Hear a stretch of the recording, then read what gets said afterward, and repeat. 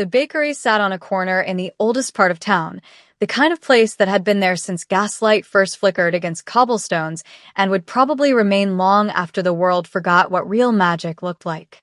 It had wooden display cases with curved glass fronts that showed off tiers of frosted cakes and delicate pastries, and the scent of vanilla and caramelized sugar hung in the air like an enchantment. The late afternoon light poured through the front windows, making everything glow warm and golden, as if the shop itself were wrapped in honey.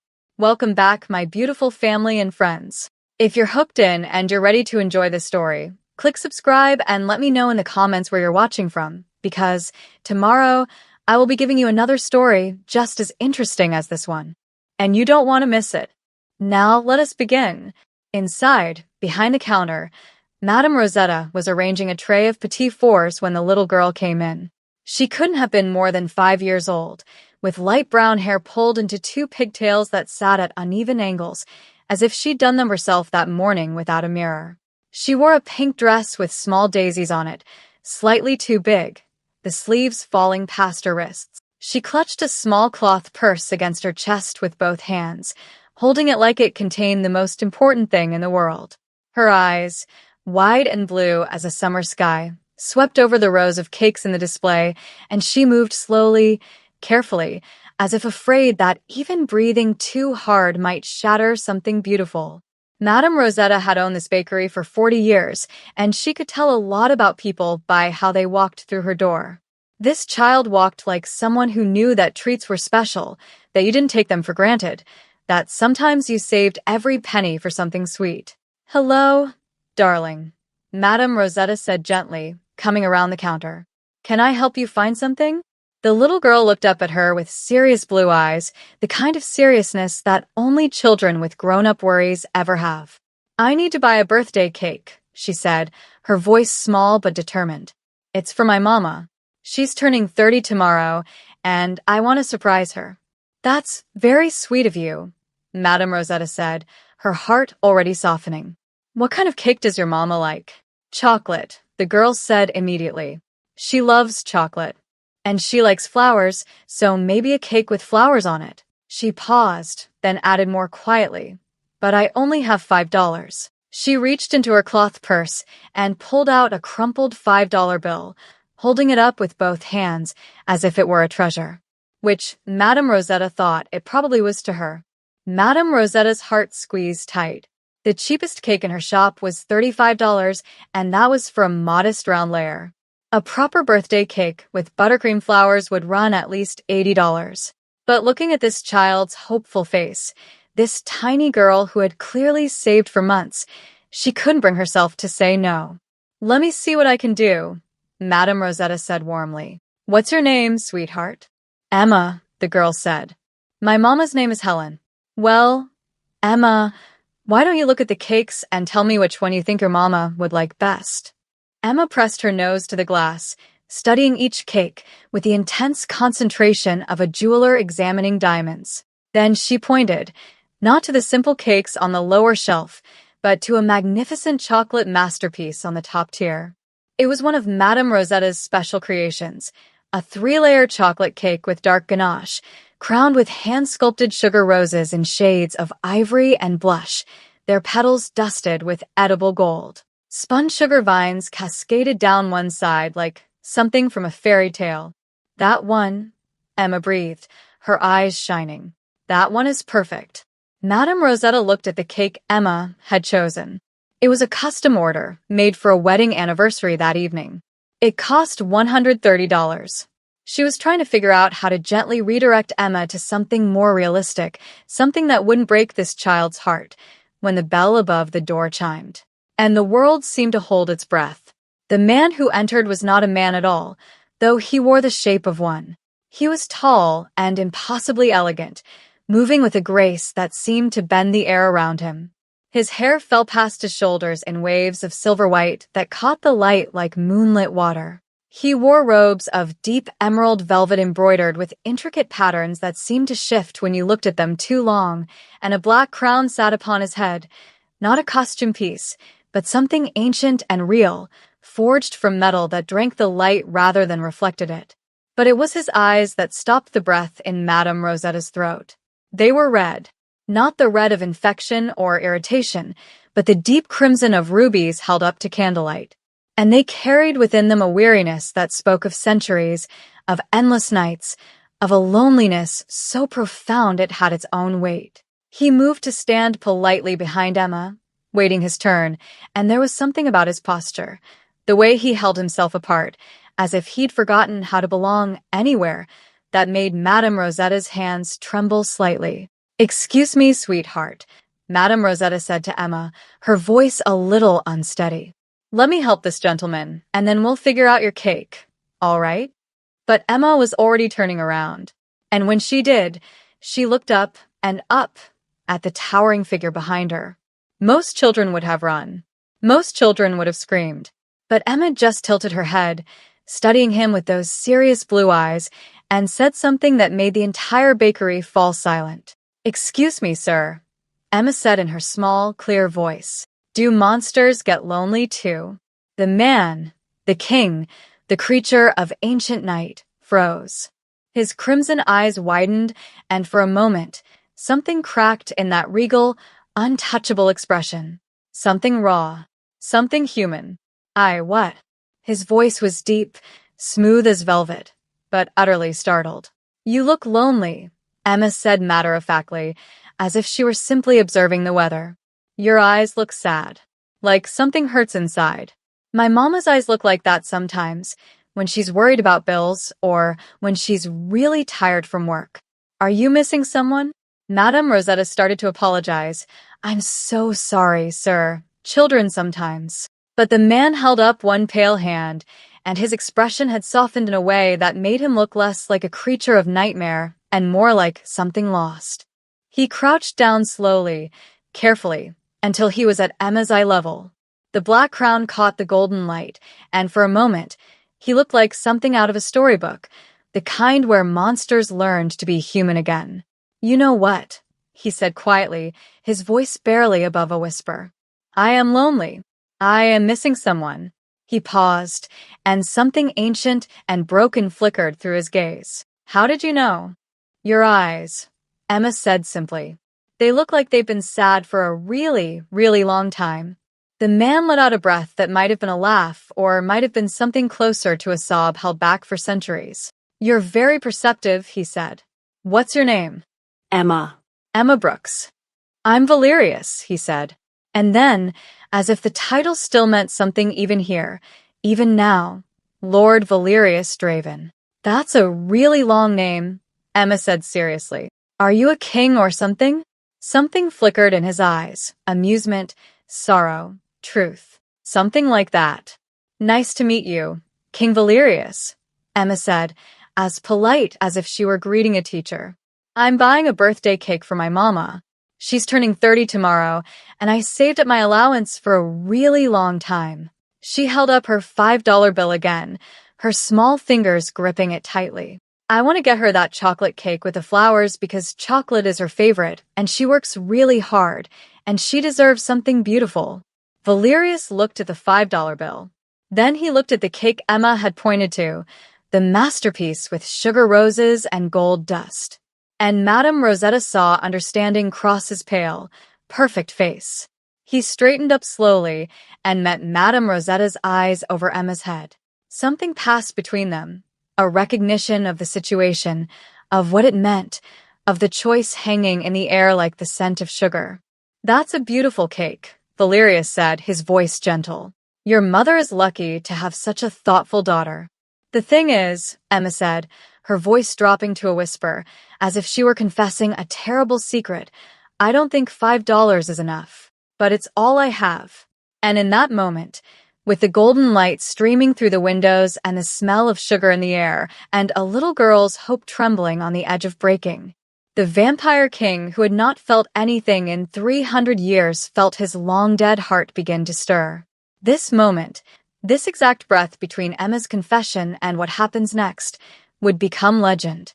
But to understand why a king of eternal night knelt before a child of fleeting mortality, we must go back. Back to the beginning. Back to the day Emma Brooks first learned that $5 could buy more than cake. It could be a miracle.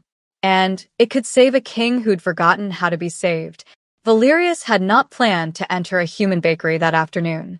For 3 centuries, he had walked the earth like a ghost passing through walls, present but not there, existing but not living. He had ruled kingdoms that crumbled to dust. He had commanded armies that history forgot. He had loved people who died while he remained, unchanging, untouched by time, until the weight of their absence became so heavy he stopped letting anyone close enough to leave. He had stopped celebrating birthdays when the numbers lost meaning, stopped counting years when they all blurred into one endless night, stopped feeling much of anything except the cold, hollow ache of eternity. And yet, something had drawn him here today. A pull he couldn't name. A whisper in the winter air said, "This way. Just once more. Look." So he walked through the door of Madame Rosetta's bakery, expecting nothing, wanting nothing, until a child with uneven pigtails looked up at him and asked if monsters got lonely. And the answer, the terrible, undeniable answer, was yes. Now, standing in the golden warmth of this impossibly mortal place, Valerius felt something shift inside his chest, something he'd thought had fossilized centuries ago. He looked down at Emma, at her small hands clutching that crumpled $5 bill, at the hope and worry warring in her blue eyes, and he did something he hadn't done in longer than he could remember. He knelt. Slowly, carefully, he lowered himself until they were face to face. The black crown on his head caught the light, and Emma reached out, fearless, curious, and touched one of its sharp points with a fingertip. "It's real," she whispered, awed. "It is," Valerius said softly. "Does it hurt to wear it?" The question was so innocent, so unexpected, that Valerius almost smiled. "Sometimes," he admitted. "Heavy things often do." Emma nodded as if this made perfect sense. Then her expression turned serious again, and she looked at the magnificent cake in the display case, the one that cost 26 times what she had in her hand. "I really want to get that one for Mommy," she said quietly, "because she doesn't smile enough anymore. She works 2 jobs, and she's always tired, and sometimes I hear her crying at night when she thinks I'm asleep." Emma's voice dropped to a whisper. "I just want her to smile, like she used to, before Daddy left." Valerius felt something crack inside him, a fissure in a wall he'd built brick by brick over centuries of loss. This child understood. She understood that love meant carrying weight for someone else. That devotion meant giving everything you had, even when it wasn't enough. That sometimes the people we love bear sorrows too heavy for their shoulders. "Your mother is very lucky to have you," Valerius said, and he meant it with an intensity that surprised him. "Everyone deserves a cake," Emma said simply, as if this were an unshakable truth of the universe. "Everyone deserves something beautiful. Don't you think so?" Everyone deserves something beautiful. When was the last time he had believed that? When was the last time he had allowed himself something beautiful, something warm, something that might matter? Behind the counter, Madame Rosetta had gone very still. She was watching Valerius with narrowed eyes, not frightened exactly, but knowing. Recognition flickered across her weathered face, the kind that came from old stories passed down through generations, tales told by firelight about creatures who walked between worlds. "You're him," she said quietly, more to herself than to anyone. "The one from the old tales. The Winter King.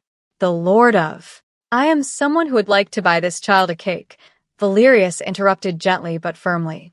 He rose to his full height and met Madame Rosetta's gaze. "The chocolate one. With the roses."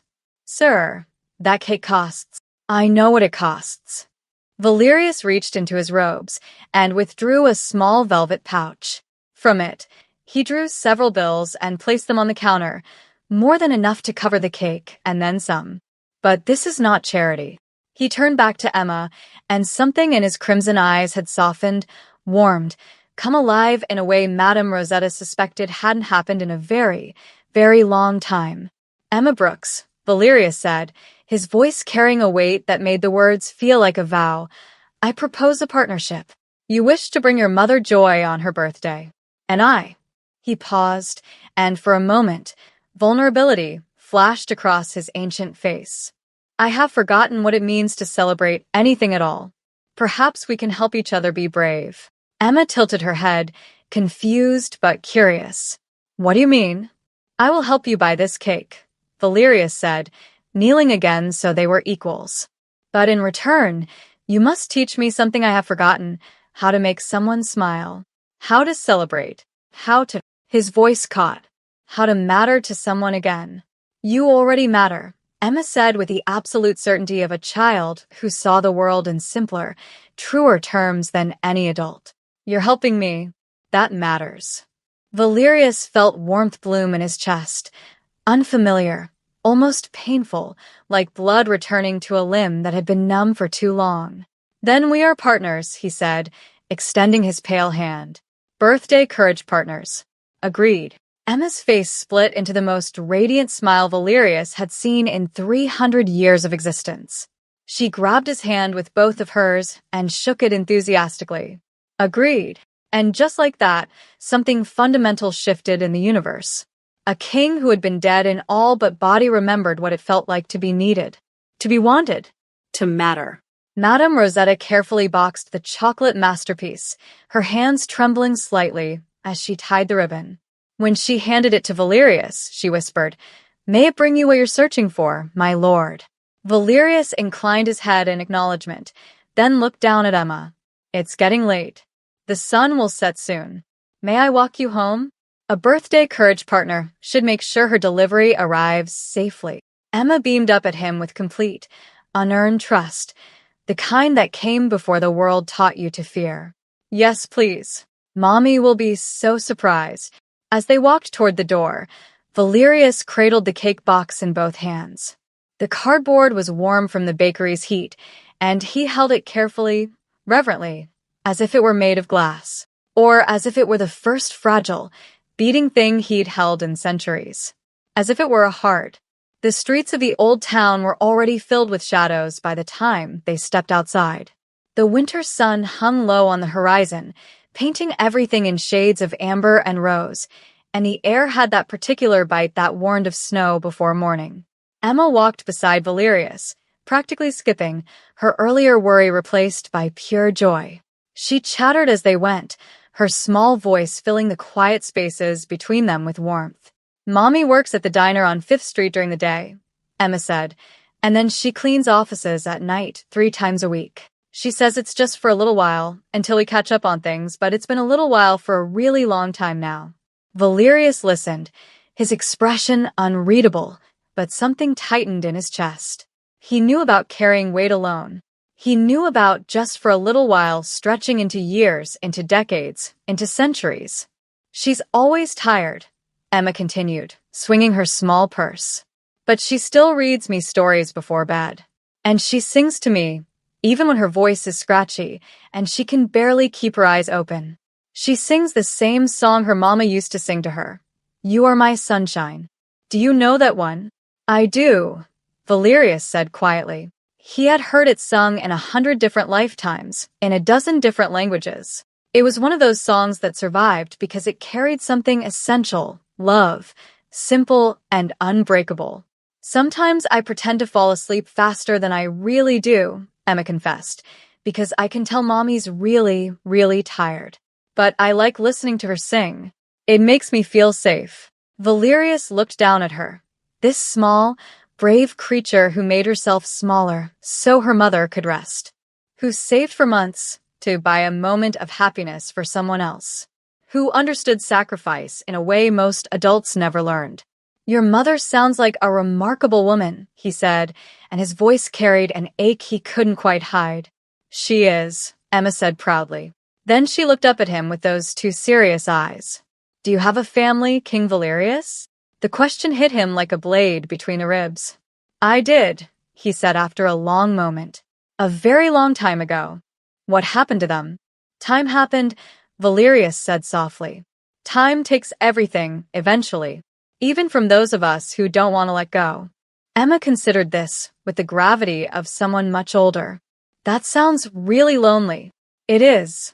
They walked in silence for a moment, and Valerius noticed the way the light was changing.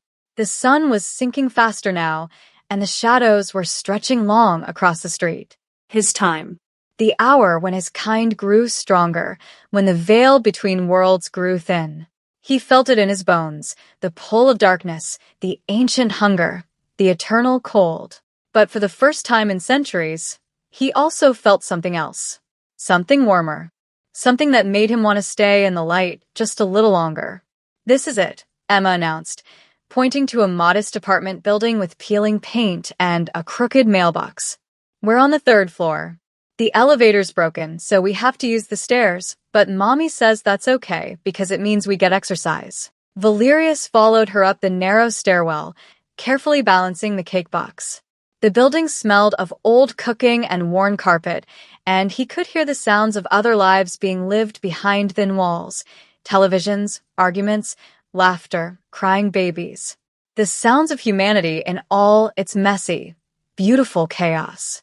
Emma stopped in front of apartment 3C and knocked excitedly. "Mommy, Mommy, I'm home." The door opened, and Valerius found himself looking at Helen Brooks. She was younger than he'd expected, 30, as Emma had said, but carrying herself like someone who'd aged faster than the years suggested. Her dark blonde hair was pulled back in a messy bun, and she wore scrubs with a coffee stain on the collar. Her face was pretty but exhausted, with shadows under her eyes that spoke of too many double shifts and too few hours of sleep. But when she saw Emma, her whole expression softened with love so pure it almost hurt to witness. "Baby, I was getting worried," Helen began, and then her eyes landed on Valerius. She froze. Valerius saw the sequence of emotions cross her face in rapid succession: surprise, confusion, a flash of fear, and then, most powerfully, a mother's protective instinct snapping into place like armor. She stepped forward, placing herself subtly between Emma and this strange, impossibly tall man with silver hair and a crown. "Emma, come inside, sweetheart," Helen said carefully, her voice steady despite the tension in her shoulders. "But Mommy, wait." Emma burst out, practically vibrating with excitement. Look. "Look what we got you." Valerius stepped forward slowly, keeping his movements deliberately non-threatening, and held out the cake box. "Mrs. Brooks, I presume. Your daughter and I became partners this afternoon." "Partners?" Helen's voice was wary. "Birthday courage partners," Emma announced. "He helped me get your cake, Mommy. The beautiful one. The one with the chocolate, and the roses, and the gold." Helen looked at the expensive bakery box, then at Valerius, then at her daughter's shining face. "Emma, baby, we can't accept." "It is not a gift," Valerius said gently, his crimson eyes meeting hers with an honesty that made her breath catch. "It is a partnership. Your daughter saved for months to buy you something beautiful because she loves you. I simply helped her achieve her goal. We are birthday courage partners, she and I. She helps me remember what it means to celebrate, and I help her make you smile." Helen's eyes filled with tears. She looked at Emma, who was beaming up at her with such hope, such pride, such love, and then back at this strange, regal man who somehow saw her daughter as worthy of partnership rather than pity. Helen's voice broke. "Thank you. I don't know what to say." "Say you'll enjoy the cake," Valerius said softly. "That's all the thanks I need." Emma hugged her mother's legs, and Helen rested a hand on her daughter's head, still looking at Valerius with an expression somewhere between gratitude and confusion. Would you like to come in?" Helen asked hesitantly. Valerius glanced at the window. The sun had nearly set. The shadows were deepening. He could feel the night calling to him, feeling the ancient hunger stirring. If he stayed, she would see. She would know. "Not today," he said, and something in his voice was almost regretful. "But perhaps another time." He handed the cake box to Helen, and their fingers brushed briefly. She gasped. His skin was cold as winter stone. "Happy birthday, Mrs. Brooks," Valerius said. Then he looked down at Emma and smiled, a real smile, small but genuine. "Thank you for teaching me about courage, Emma Brooks." "Will I see you again?" Emma asked. "I think," Valerius said slowly, "You might." He turned and walked down the hallway, and Helen stood in the doorway, watching him go. But when he reached the stairs, something impossible happened. He didn't descend. He simply vanished. One moment he was there, a tall figure in emerald robes with a black crown catching the last light. The next moment, the shadows seemed to fold around him like a cloak, and he was gone. Helen stood frozen, holding a $130 cake, watching the empty stairwell where a man who moved like darkness itself had just disappeared. And for the first time, she wondered what exactly her daughter had brought home. The apartment was small and humble, but Helen had done what she could to make it feel like a celebration. She cleared the tiny kitchen table and covered it with a cheerful yellow tablecloth that had seen better days. Mismatched plates, one with faded flowers, another with a chipped edge, a third from a set they'd gotten at a thrift store, were arranged carefully. 3 dime store candles in plastic holders flickered in the center, their light warm and gentle.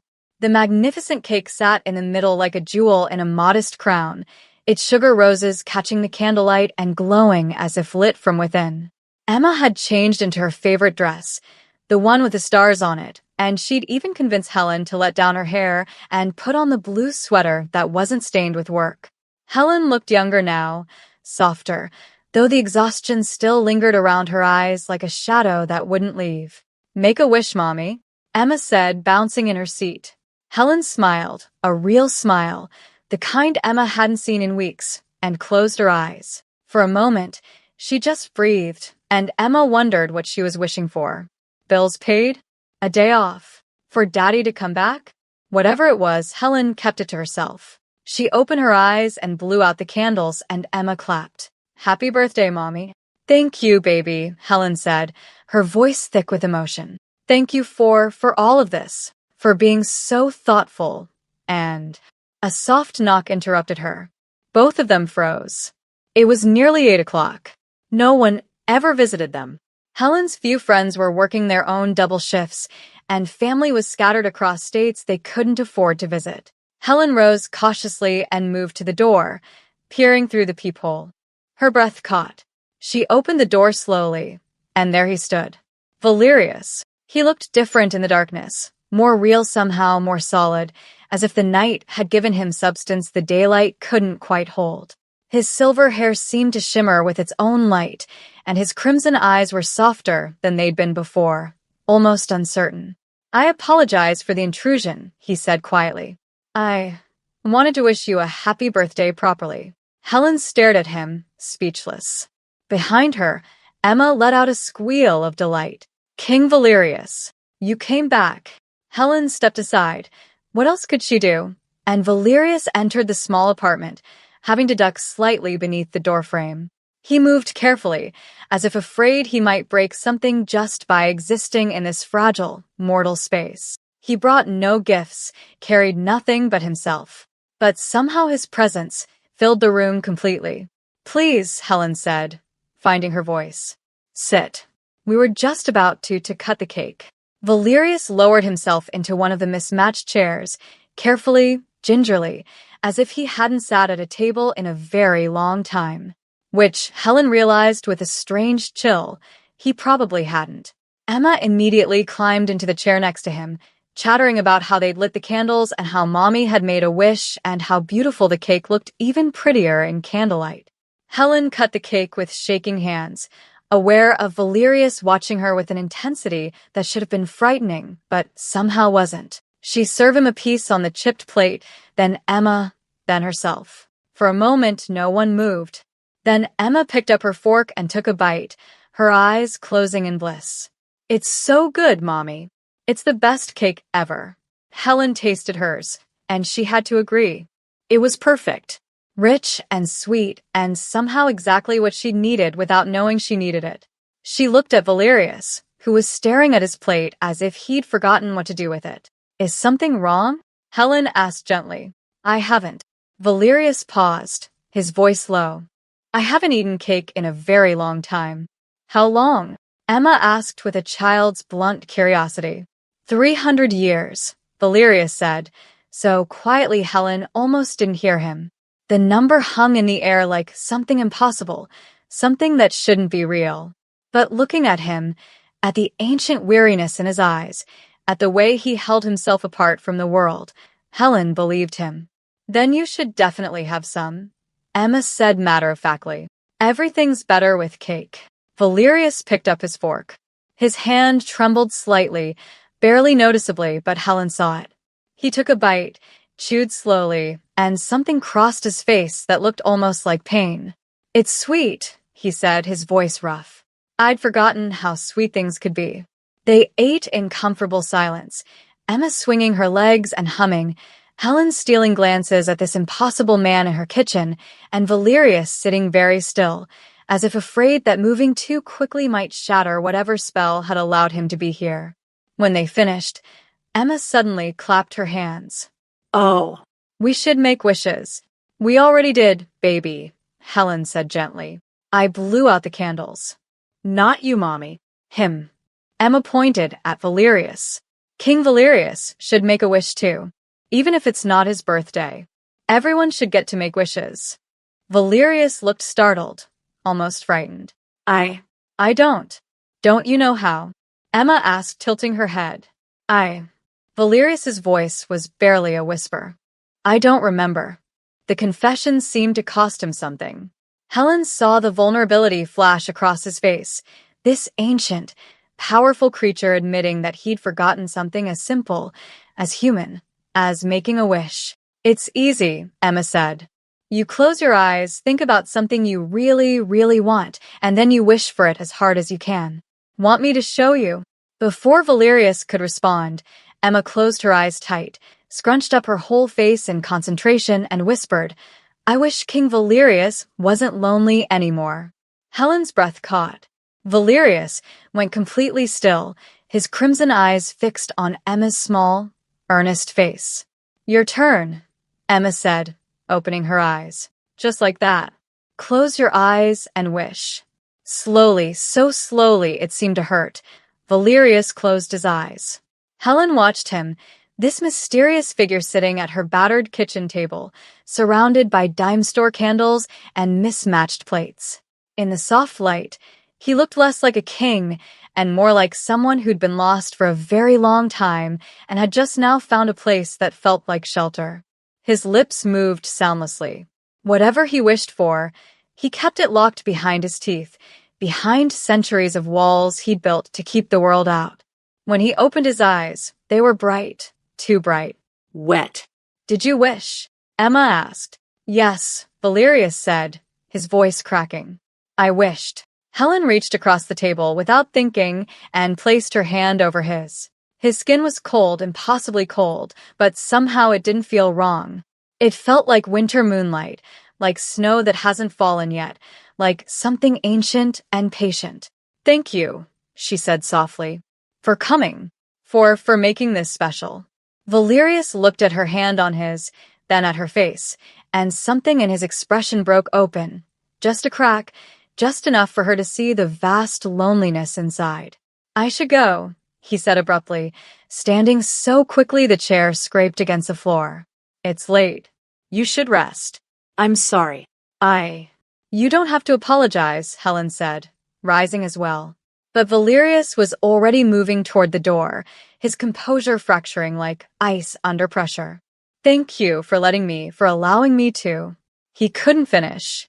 He reached the door, paused with his hand on the knob, and looked back at them, at Emma with her uneven pigtails and starry dress, at Helen with her tired eyes and gentle smile, at this tiny, warm space filled with love and mismatched dishes and the smell of chocolate cake. "Happy birthday, Helen Brooks," he said, and his voice carried the weight of centuries. Then he opened the door and vanished into the darkness beyond. Helen stood frozen, listening to the silence he left behind. Emma tugged at her sleeve. "Mommy, why did King Valerius look so sad?" Helen knelt down and pulled her daughter close, holding her tight. "I think, baby, because he forgot what it feels like to be happy. And sometimes remembering hurts." She looked at the open door, at the night beyond, and wondered if he would come back. and found herself hoping, desperately, dangerously, that he would. 3 nights after her birthday, Helen woke to the sound of something she couldn't name. Not a crash, not a voice, just wrongness. A feeling that crawled up her spine like cold fingers, telling her that something outside her window didn't belong there. She lay perfectly still in the darkness, listening. There was again a scraping sound, like claws on brick, and beneath it something else. A low sound that might have been breathing, if breathing could sound hungry. Helen slipped out of bed and moved to Emma's room, her heart hammering. Her daughter slept peacefully, one arm thrown over her stuffed rabbit, completely unaware. Helen stood in the doorway, torn between waking her and letting her sleep, when she felt it. Cold air. Not from the window, that was closed and locked. This came from nowhere, seeping through the walls like the building itself was exhaling winter. For 3 nights, it had been like this. Strange sounds, impossible drafts. The feeling of being watched by something that saw in the dark better than she ever could. Helen told herself it was nothing. Old buildings made noises. Winter brought cold. Fear was just her exhausted mind playing tricks. But she didn't believe it. And she kept thinking about the way Valerius had vanished into shadow. The way his skin had been cold as stone. The way his eyes had glowed red in the dim light of her kitchen. What had her daughter brought into their lives? On the rooftop across the street, Valerius crouched in the darkness like a gargoyle come to life. He had been here every night since the birthday party, watching, waiting, protecting. He told himself it was foolish, that he had no claim to this woman and child, no right to stand guard over their fragile mortal lives. But he stayed anyway, because 3 nights ago he had felt it. The moment another of his kind caught his scent in that apartment, tasted the air and recognized that their king, their reclusive, untouchable king, had been there, had sat at a table. I ate cake. I smiled. The rogue would come. They always did, drawn to weakness like flies to decay. And there, Valerius's head snapped up, his predator instincts flaring. On the fire escape below Helen's window, a figure moved with inhuman grace. Tall, gaunt, with eyes that glowed yellow in the dark and fingers that ended in claws. Marcus, a rogue from one of the fallen houses, bitter and feral and dangerous. Valerius moved. He dropped from the rooftop in complete silence, landing on the fire escape with the weight of shadow. Marcus spun, hissing, his fangs bared in a snarl that was more animal than man. "My lord," Marcus said, his voice dripping with mockery.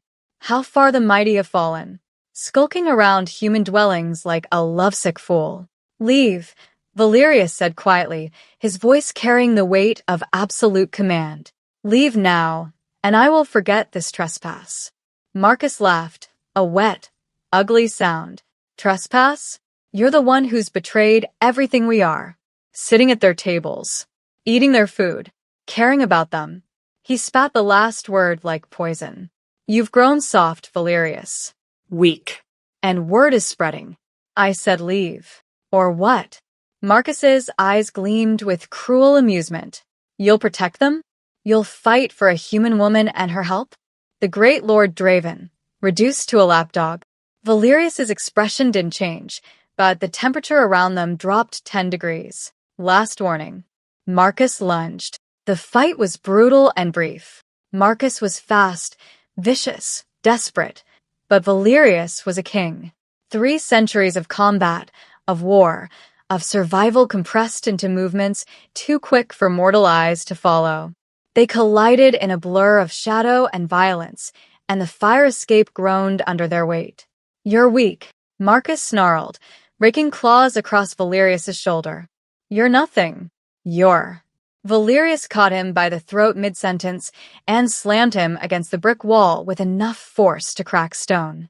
His crimson eyes blazed with ancient fury. "I am Lord Valerius Draven," he said, his voice cold as the grave. "King of Eclaveria. And you will not touch them." He struck, once, precise and final. Marcus's eyes went wide, then empty. His body crumbled to ash that scattered on the winter wind, leaving nothing behind but the faint smell of decay. Valerius stood alone on the fire escape, breathing hard.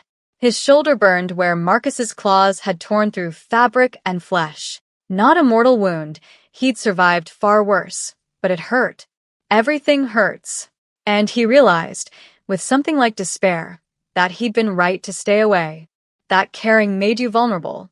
That connection was a weapon your enemies would always use against you. He should leave. Right now. Before. Who are you? Valerius froze. Helen stood at the base of the fire escape, wrapped in a thin robe, her face pale but her eyes blazing with something between terror and fury. She must have heard the fight, must have come down despite the danger. Go inside, Valerius said roughly. Please, Helen. Go inside and lock your door and forget you saw. I said, who are you? Her voice shook, but she didn't retreat. What just happened? What was that thing, and why is it hunting us, and why are you bleeding, Ash? Valerius looked at his wounded shoulder. Black blood, not red, never red, seeped through his torn robes, and where it touched the air, it dissolved into shadow. He met her eyes, and saw that she already knew. Some part of her had always known. You should be afraid of me, he said quietly. Maybe. Helen's jaw set stubbornly. But you just killed something to protect us. So talk. Now. Valerius hesitated, centuries of secrecy warring with something newer, something that whispered, she deserves the truth. I am Lord Valerius Draven, he said slowly, each word careful. King of Ecclevaria, a kingdom that exists in the spaces between your world and the darkness. I am. He took a breath he didn't need. I am a vampire, Helen. And I've been alive for over 300 years. Helen's face went white. She took a step back, her hand rising to her throat in an instinctive gesture of protection. The creature I'd just killed was one of my kind, Valerius continued, his voice flat. A rogue who believed I'd grown weak by associating with you and Emma. He came to prove a point. Others will follow. As long as I remain near you, you are in danger. Then why did you come back? Helen whispered. Why help Emma? Why come to my birthday party? Why any of it if? Because I was lonely. The words burst from Valerius like a confession torn from his chest. Because your daughter looked at me and saw something worth saving. Because for the first time in 3 centuries, I felt alive. And I am selfish enough, weak enough, to want to feel that again, even if it puts you at risk. They stood in the cold darkness, the truth between them like a chasm. Then footsteps, small, quick, barefoot on concrete.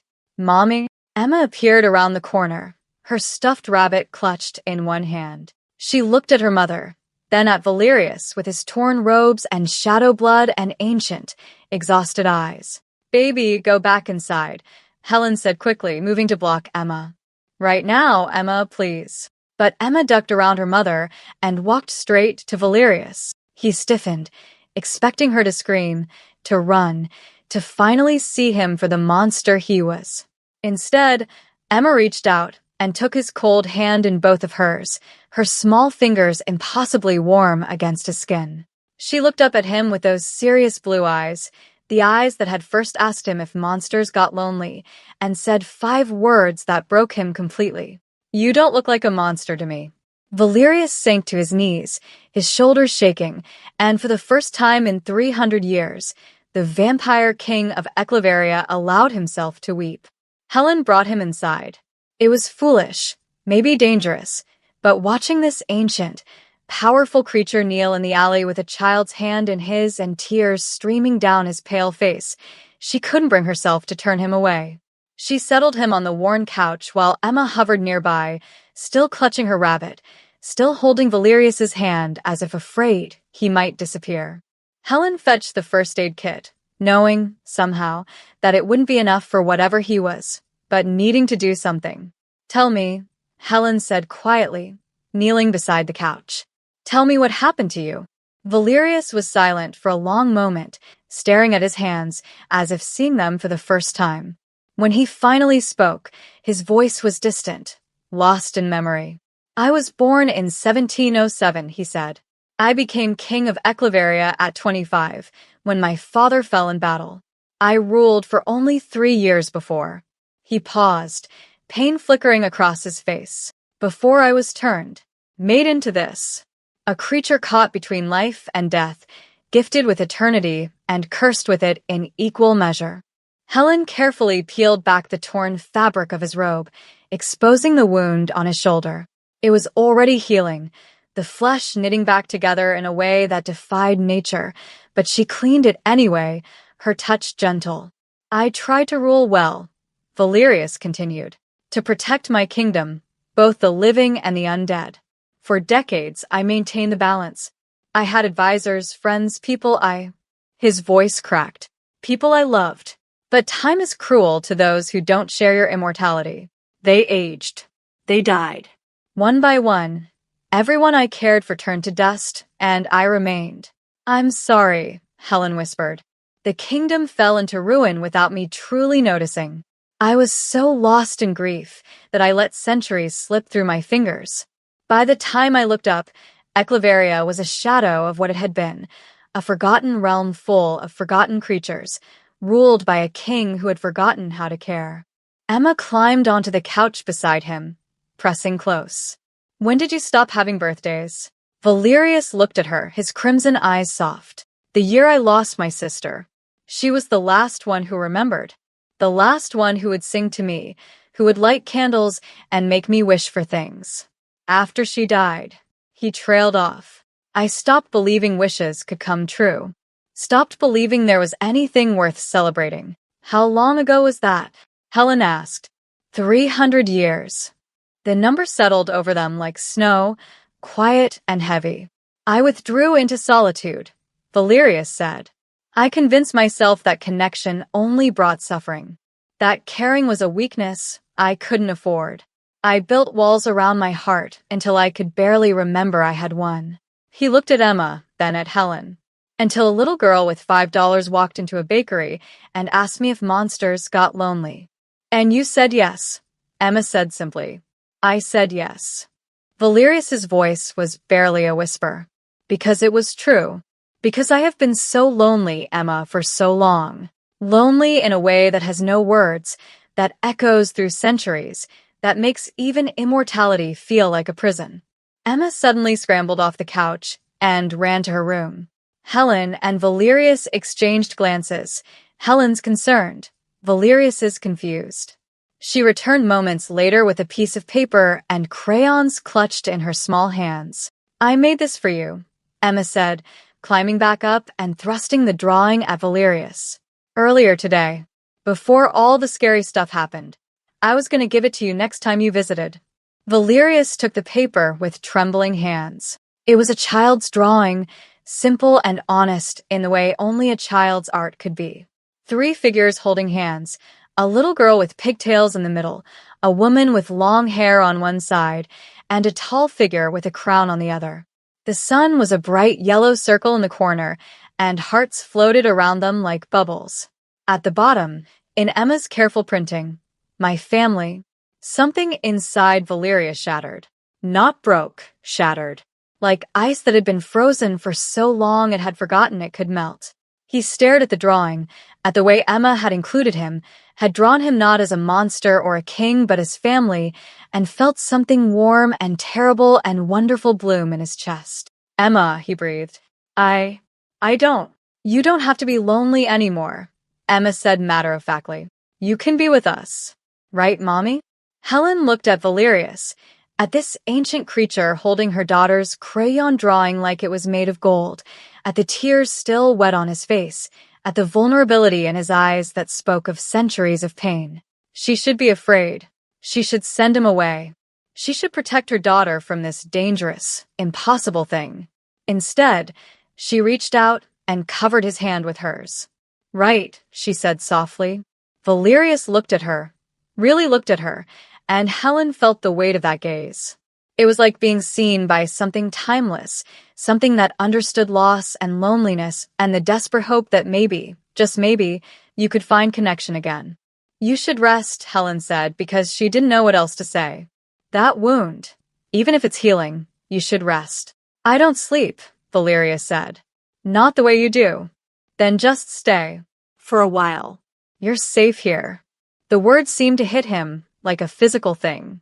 Safe. When was the last time anywhere had felt safe? They sat in comfortable silence, Emma eventually dozing off against Valerius's side, the drawing still clutched in his hand. Helen fetched a blanket and draped it over her daughter, her movements gentle and practiced. Why aren't you afraid of me? Valerius asked suddenly. You know what I am, what I've done, what I could do. Helen settled into the chair across from him, studying his face in the dim light. Because I've spent my whole life being afraid, she said quietly. Afraid I couldn't pay the bills. Afraid I couldn't give Emma everything she deserved. Afraid I'd fail her somehow. And you know what I learned? What? That fear is exhausting. And sometimes, she smiled slightly, sometimes the scariest looking things are just lonely. It just hurt. Just trying to find their way home.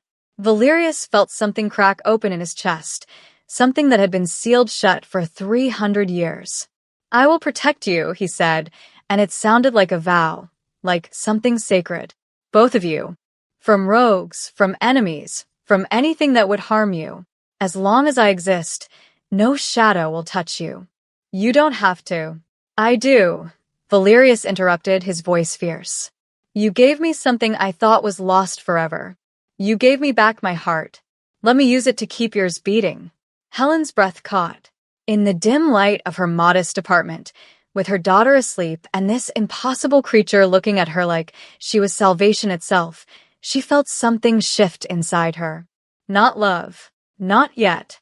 But the beginning of it. The first spark. The dangerous, wonderful possibility that maybe, just maybe, broken things could heal each other. Stay tonight, she whispered. Stay and rest and be safe. Just for tonight. Valerius looked at Emma's drawing again, at the three figures holding hands, at the word family written in crayon. Just for tonight, he agreed. But they both knew it was a lie. Because already, neither of them could imagine what forever would look like apart. The whispers began in the dark places of the world. In abandoned castles where ancient creatures gathered, in underground courts where the eternal held their councils, in shadows that stretched between cities, the news spread like poison through water. The king has changed. Lord Valerius Draven, the Winter King, the eternal sovereign of Eclaveria, has been seen in the mortal world, walking their streets, entering their shops, sitting at their tables. He protects a human woman and her child. He has grown weak. For 5 nights, Valerius stayed close to the apartment, never far, always watching. He told himself it was temporary, that once the danger passed, he would return to his solitude, to the cold safety of distance. But each night, Emma would press her face to the window and wave when she spotted him on the rooftop across the street. Each night, Helen would leave the porch light on, a small beacon that said, "You're welcome here." And each night, it became harder to remember why he'd ever thought loneliness was safer than this. On the 6th night they came, not one rogue this time, 4 of them, ancient, powerful, angry. 2 were assassins from rival houses who saw opportunity in a weakened king. 2 were loyalists who believed they were saving him from himself. Valerius sensed them before they arrived, and felt their presence like a disturbance in the fabric of night itself. He moved with supernatural speed, intercepting them 3 blocks from Helen's building. Go back, he commanded, his voice carrying the weight of centuries of rule. This is not your concern. The lead assassin, a woman with white hair and eyes like black glass, smiled with too many teeth. But it is, my lord. You've made it our concern. You've made yourself a target. And used the means to protect you, added one of the loyalists, a broad-shouldered vampire named Constantine who had served Valerius's father. Come back to Eclaveria. Leave this distraction. You're needed at home. I have no home, Valerius said coldly. Because you abandoned it. Constantine's voice rose with frustration. For what? For mortals who will die in the blink of an eye? For a child's crayon drawing? You're a king, Valerius. Act like one. The assassin moved, fast as lightning, aiming not for Valerius, but toward the apartment. Valerius intercepted her mid-leap, and they collided with enough force to crack the pavement. The fight exploded into chaos, shadow against shadow, ancient power against ancient rage. But there were 4 of them and one of them, and even a king could be overwhelmed. Inside the apartment, Helen bolted upright at the sound of distant thunder that wasn't thunder. Emma was already awake, standing at the window. "Mommy, something's wrong." Helen rushed to her side and looked out. In the street below, she could see them, figures moving too fast to track, darkness folding and unfolding, and in the center of it all, Valerius fighting with desperate, brutal grace. "Get your coat," Helen said suddenly. "What?" Now, Emma. "We're leaving." She threw clothes into a bag with shaking hands, grabbed her purse and Emma's rabbit, and they ran down the stairs. But when Helen burst onto the street, Valerius was suddenly there, blocking her path, his eyes wild with fear. "What are you doing?" he demanded. "Get back inside. Lock the doors." "I told you to." "You told us nothing." Helen shot back, her voice shaking with anger and terror. "You think we didn't notice you watching from the rooftops? You think we don't know you're trying to protect us?" "That's exactly what I'm doing. So please, please, Helen, go back inside and let me." "Let you what?" Helen's eyes blazed. "Let you fight alone? Let you shut us out because you're afraid? Let you make the same mistake you've been making for 300 years. Valerius flinched, as if she'd struck him. "They're coming for you because of us," he said, his voice breaking. "Don't you understand? Every moment I spend with you, every connection I make, it puts a target on your back. I thought I could protect you from the shadows, but there are too many of them. Too many who want to use you against me or kill me for daring to care. So, you're going to leave?" Helen's voice was barely a whisper now. "You're going to walk away to keep us safe?" "Yes." The word tore from him like flesh from bone.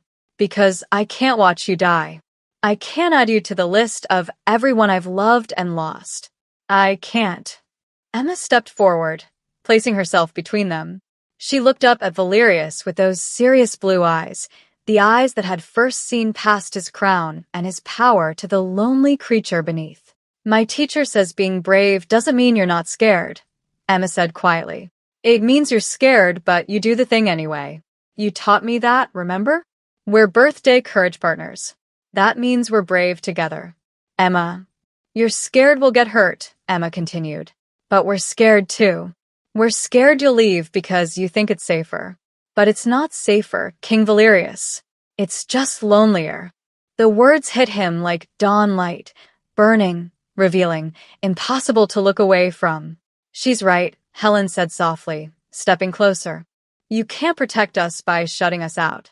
You can't keep us safe by walking away. All you can do is stand with us. Let us stand with you. And face whatever comes together." Valerius looked at them. This mortal woman with fire in her eyes and this child with wisdom beyond her years, and felt 3 centuries of walls crumbling inside him.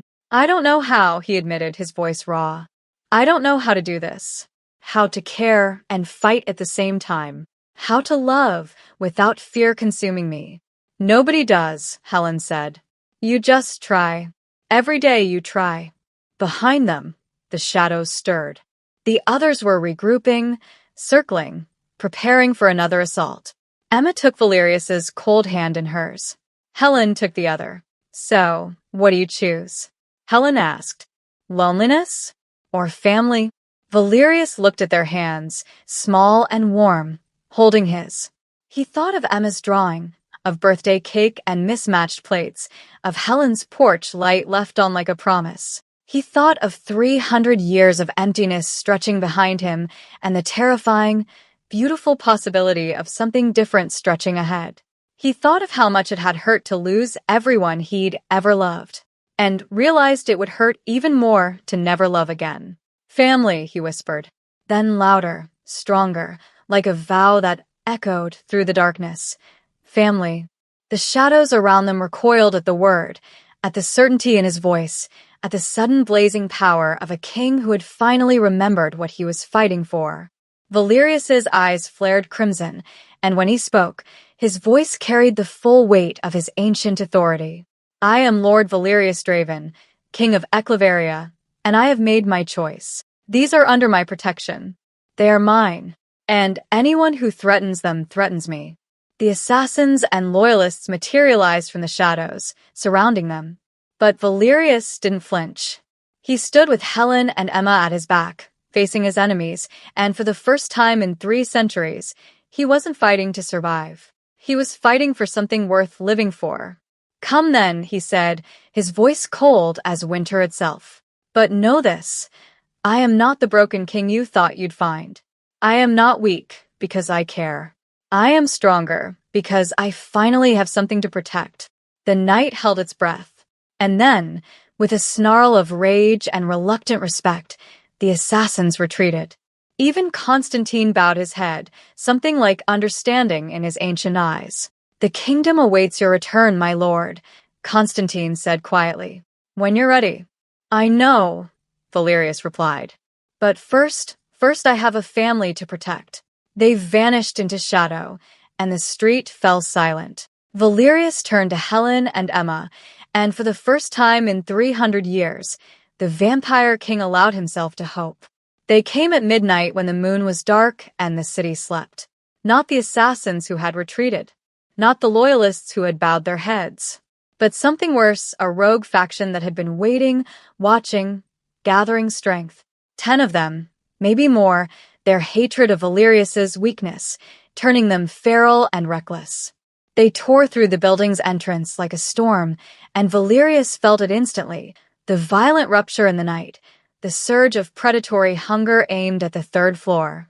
At Helen. At Emma. He moved faster than thought, materializing in the hallway just as the first rogue reached the apartment door.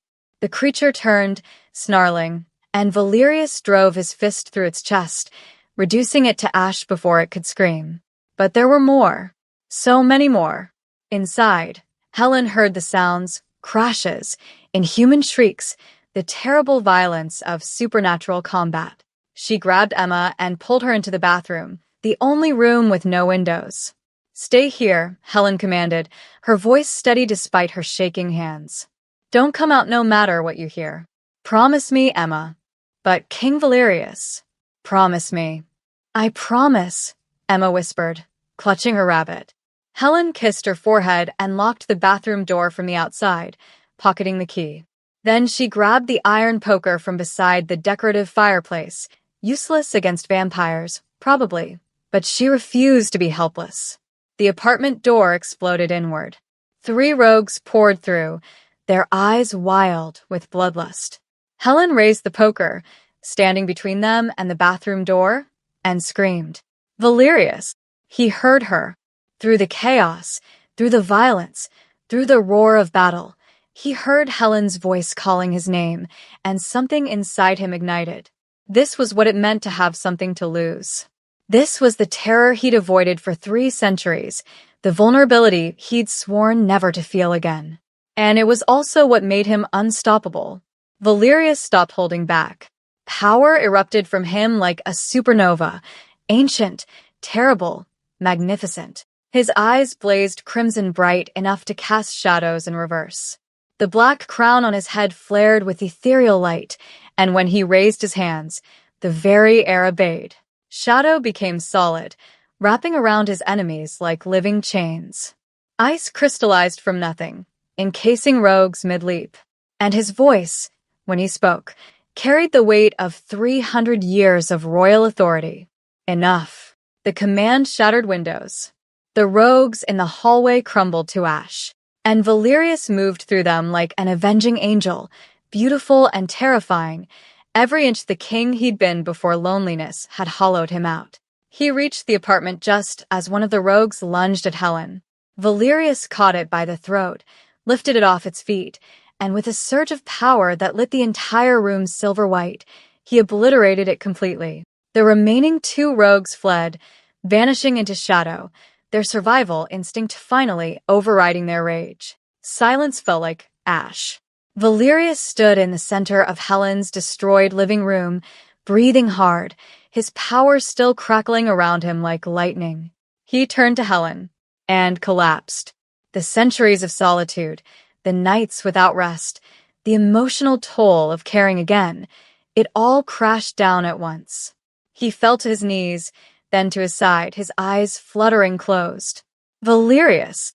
Helen dropped the poker and rushed to him, falling to her knees beside him. She cradled his face in her hands, and his skin was so cold it burned. No, no, no, stay with me. Please. Please.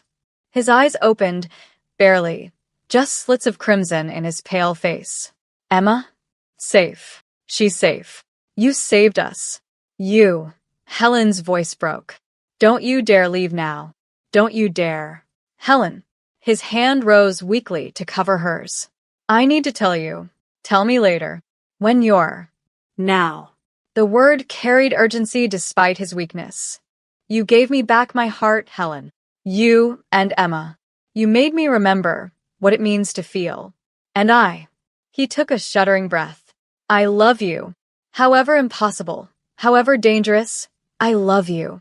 Helen's tears fell onto his face, warm against his cold skin. You ridiculous, impossible man, she whispered. I love you too. I don't know how or why or when it happened, but I do. I love you. The bathroom door rattled. Mommy? King Valerius? Helen fumbled for the key, unlocked the door. Emma burst out and threw herself onto them both, her small arms trying to encompass them in a hug. You're okay, Emma sobbed. You're both okay. Valerius managed to wrap one arm around her, pulling them both close. His strength was returning slowly, warmth seeping back into his limbs from their touch, their presence, their love. I'm okay, he murmured. We're all okay. They stayed like that on the floor of the destroyed apartment, a vampire king, a tired mother, and a little girl with uneven pigtails, holding each other as if they could keep the world at bay through sheer force of connection. And outside, beyond the shattered windows, something impossible happened. Dawn began to break. Valerius felt it, the sun rising, the light that had been his enemy for 3 centuries. But instead of retreating into shadow, he stood. He walked to the window, Helen's hand in his, Emma at his side. Together, they watched the sky turn gold. And for the first time in 300 years, Valerius Draven watched the sunrise without fear. Because he wasn't watching it alone. 10 years later, the Grand Hall of Eclaveria had been restored to its former glory, or rather, to something better than glory. Where once there had been only cold stone and shadow, now there were windows. Where silence had reigned, now there was life. The hall was filled with representatives from both worlds, human diplomats in tailored suits sitting beside vampire nobles in ancient finery, city mayors conversing carefully with clan elders, scientists discussing blood synthesis programs with creatures who remembered when science was called alchemy. It was an impossible gathering, a fragile, precious piece built on a foundation that had begun with a little girl, a lonely king, and $5. At the center of it all stood Emma Brooks, now 15 years old, her pigtails long gone but her serious blue eyes unchanged. She wore a simple dress, neither too formal nor too casual, and around her neck hung a pendant, a small silver crown intertwined with a human heart, the symbol of the Unity Accord. She stood at the podium, looking out at the assembled crowd, and for a moment, she was 5 years old again, clutching a crumpled bill and hoping it would be enough. I walked into a bakery with $5, Emma began, her voice steady and clear. I was hoping to buy my mom a birthday cake.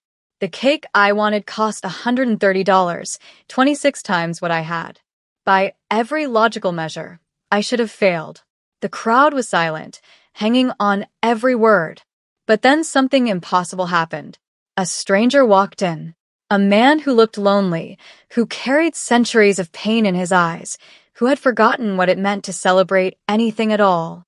Emma's voice softened. He didn't just buy me the cake. He became my birthday courage partner. He taught me that being brave doesn't mean having enough. It means trying anyway. In the front row, Valerius sat in formal robes of deep emerald and silver, the black crown on his head catching the light. His crimson eyes were fixed on Emma with pride so profound it was almost painful to witness. Beside him, Helen Brooks, no longer exhausted, no longer working double shifts, but still carrying that same gentle strength, held his hand. Her fingers were warm against his cold ones, a reminder that some connections transcended the boundaries of life and death. That stranger became my father, Emma continued. Not through blood, but through choice. Through showing up, even when it was dangerous. Through choosing connection over safety, love over loneliness, hope over fear. She looked directly at Valerius and smiled. He saved us that day in the bakery. But the truth is, we saved each other. My mother gave him back his heart. I gave him a reason to use it. And he gave us a family that spans two worlds. Emma turned to address the full assembly now, her voice growing stronger. That's what we're building here. Not tolerance, family. Not coexistence, partnership. We are birthday courage partners. All of us, trying to build something beautiful with whatever we have, even when it doesn't seem like enough. She paused, letting the words settle. 10 years ago, I learned that $5 could change everything. Not because of what it could buy, but because of the connection it made possible. Today, we stand at another impossible moment. Humans and vampires, mortal and eternal, working together to create a future neither could build alone. Emma lifted her chin, and in that moment, she looked exactly like the little girl who had once asked a monster if he was lonely. So, let's be brave together. Let's build this new world not with fear, but with compassion. Not with walls, but with open doors. Not with isolation, but with the kind of love that says, you belong here. You matter. You're seen. The applause began slowly. A human representative first, then a vampire elder, then more, building like a wave until the entire hall was standing, clapping, some with tears in their eyes. Emma stepped back from the podium and walked directly to Valerius. He rose to meet her, and she hugged him fiercely. This ancient king who had once believed he was too broken to love, now holding his daughter like she was the most precious thing in all his centuries of existence. I'm proud of you, he whispered against her hair. I learned from the best, Emma whispered back. Helen joined them, and for a moment, the three of them stood together in the center of that grand hall, a family that shouldn't have been possible, that had been built on $5 and courage and the radical belief that love could bridge any divide. Later, when the speeches were done and the crowds had dispersed, they walked through the restored gardens of Eclaveria. The sun was setting, painting everything in shades of gold and amber, the same colors that had filled Madame Rosetta's bakery all those years ago. Emma walked between Helen and Valerius, holding both their hands, and thought about that afternoon. About how scared she'd been, clutching her $5. About how impossible everything had seemed. About how a stranger with sad eyes had knelt beside her and offered partnership instead of pity. Do you ever go back? Emma asked suddenly. To the bakery? Valerius smiled, a real smile, the kind that came easily now after years of practice. Every year on your mother's birthday, Madame Rosetta saves us a chocolate cake with sugar roses. She recognized you, didn't she? Helen asked. That first day. She knew what you were. She knew what I had been. Valerius corrected gently. A creature of myth and loneliness. But she also saw what I could become. He squeezed both their hands. What you helped me become. Emma looked up at him, at this impossible father who had given her a kingdom and taught her that courage wasn't about having no fear, but about choosing love despite it. Thank you, she said simply, for being brave enough to walk through that door. Valerius stopped walking. He knelt, just as he had that first day, so he was at eye level with Emma, even though she was nearly as tall as her mother now. Thank you, he said, his voice thick with emotion, for seeing past the monster to the man who was desperate to remember how to be human. They embraced there in the golden light, and Helen wrapped her arms around them both, and they stood that way as the sun set and the stars emerged. A little girl with $5. A lonely king with 300 years of grief. A mother with tired eyes and an open heart. three impossible pieces that had somehow formed a family, and in doing so, had changed two worlds forever. In a bakery filled with warm light and the smell of sugar, miracles still happen. They happen when lonely creatures remember they can love, when tired mothers open their hearts to the impossible, when little girls with barely enough choose courage anyway, and sometimes, just sometimes, $5 is more than enough. It's everything.